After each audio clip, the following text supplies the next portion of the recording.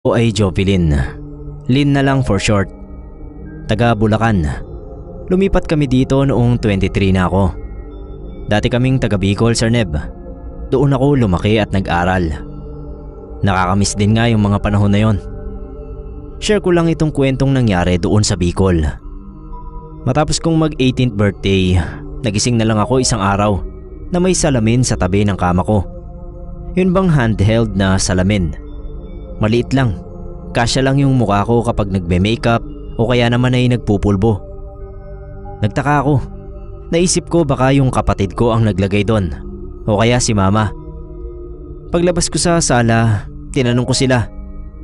Pero wala raw sa kanila ang pumasok sa kwarto ko at naglagay ng salamin doon sa kama. 2 days after, meron na naman. Parehong size nung naunang salamin. Iba lang yung kulay. Nagtanong ulit ako.